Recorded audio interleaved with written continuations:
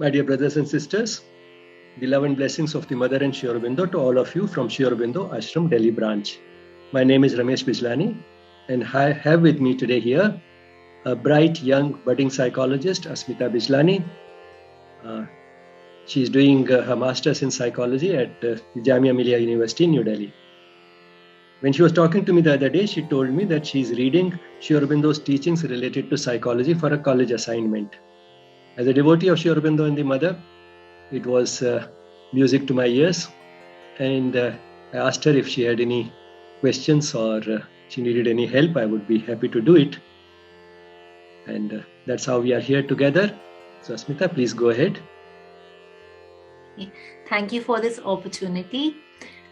Today I would like to ask you about the mindfulness practice, which incorporates yoga and meditation as a part of it. So we see that mindfulness is becoming increasingly popular around the world, and many people are taking it up for various reasons, and mindfulness techniques are also being used in therapy to a great extent.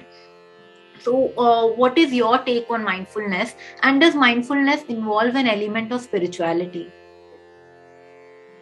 Yes, that's a good question. But before I go to mindfulness, I'll say something which may sound wrong, but and whenever I say it, I feel that I'm in a minority of one. You used an expression, yoga and meditation. It's a very common expression, and that by itself makes it appear normal. And therefore, what I may say, some people may even think it is wrong. But still I'll say it all the same. Meditation is a part of yoga. Meditation is one of the techniques in yoga, and therefore we don't have to add yoga and meditation. Not only that, yoga involves not only meditation but also other techniques like asanas and pranayamas. And yoga includes not only these techniques of asanas, pranayamas and meditation, but a lot more. Because the techniques may take only an hour or two in a day, but then the remaining 22 or 23 hours also are filled for the practice of yoga. As Sri Aurobindo said, all life is yoga, which means that all life is suitable as an opportunity for the practice of yoga. So, if we look at it that way, then not only meditation is a part of yoga, but even all the techniques of yoga put together would not give us the entire picture of yoga. And why that is important is because the techniques only improve the performance of the body and the mind. And the body and the mind are mere instruments. An instrument can be used for good and it can be used for evil. Now, what makes yoga a spiritual discipline is the fact that it not only has these techniques which improve the performance of the body and the mind, it also provides guidance for how to use the body and the mind. You can almost put it mathematically that yoga is equal to the techniques plus guidance. And it is the guidance which one can use throughout the day. And that's how all life becomes yoga, because you can use the guidance throughout life while you may spend only an hour or two in a day on the techniques. Of course, sharpening the instrument is important because if the instrument is better, one will do whatever one is doing better. But while sharpening the instrument is necessary, it is not sufficient. It's not sufficient because if it is not used for good, it is used for evil. And then certainly yoga will not qualify as a spiritual discipline, because if it helps in doing evil better because the instruments have improved, then it will not qualify as a spiritual discipline. It becomes a spiritual discipline only because it also provides the guidance for the proper and noble use of the instruments, the body and the mind. So let's now get this out of the way, otherwise I might go on and on just with this. So the question was basically about mindfulness. Now mindfulness is one of the meditative techniques, and it is in contrast with the other type of meditative techniques which we call the concentration type. So there are, broadly speaking, two types of meditative techniques, the concentration type and the mindfulness type. The concentration type try to stabilize the mind by repeating again and again in a mechanical way something which is simple, mechanical, repetitive, non-analytic, so that your mind is busy, but at the same time it is not so involved as to just sort of perpetuate the type of chaos in which we ordinarily live anyway. So it's a type of mental device for silencing the normal chaotic surface activity of the mind so that one can look deeper within. That applies also to the technique of mindfulness. So one can do also with the same. So mindfulness is another mental device for achieving the same end. And that's how these are both meditative techniques, and meditative techniques are essentially about quietening or slowing down the surface activity of the mind, which is normally chaotic, streamlining it so that one can look deeper within. For example, one can't look at the bottom of the swimming pool if the water is turbulent. So you try to, you can see it only when the water is quiet. So in the same way, only when the mind is quiet that one can look deeper within.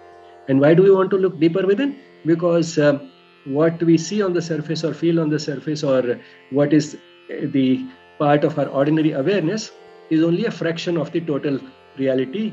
And that is why in yoga, where we try to sort of understand ourselves fully, go deeper than the surface, it is first important to have some mental device for silencing the usual chaotic surface activity of the mind, which is so natural to the mind. So in that sense, meditative state is an unnatural state, because the natural state is to actually have a mind which is always chaotic, thousands of thoughts coming and going all the time. So mindfulness can also achieve the same end.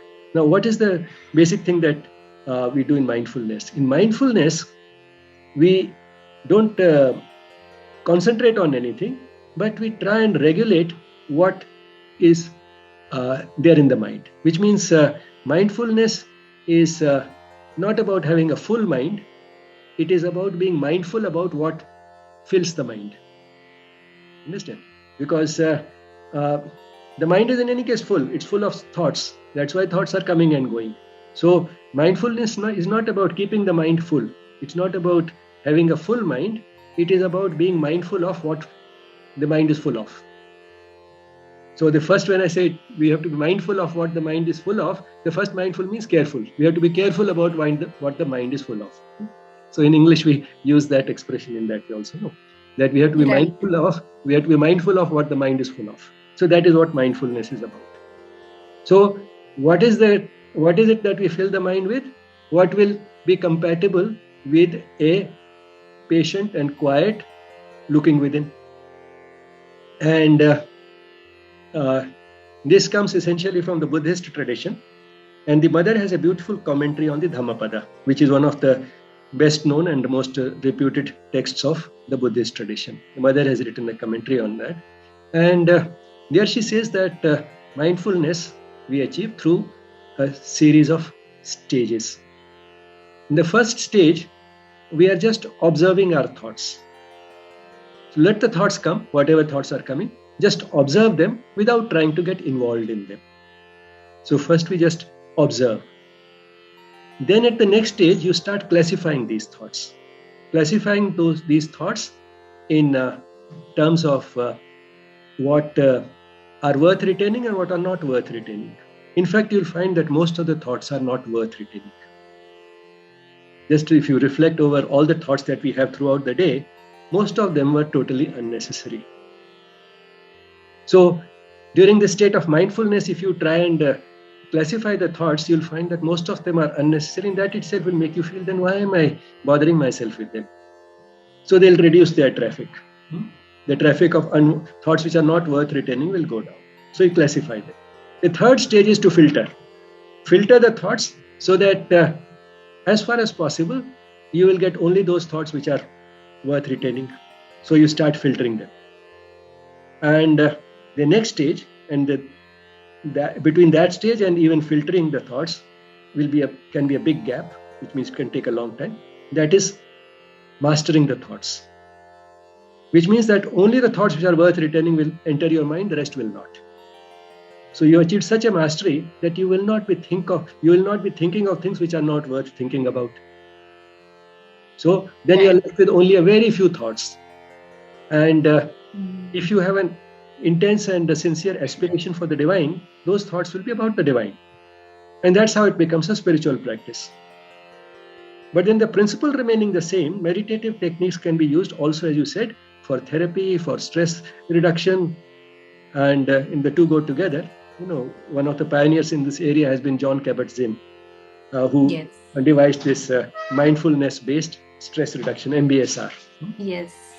So it can be used in many ways. So, you can tear a technique out of context, out of the spiritual context, and use it. Because after all, what the meditative techniques do can help in reducing stress. It can also help in solving ordinary problems which we have in day-to-day life.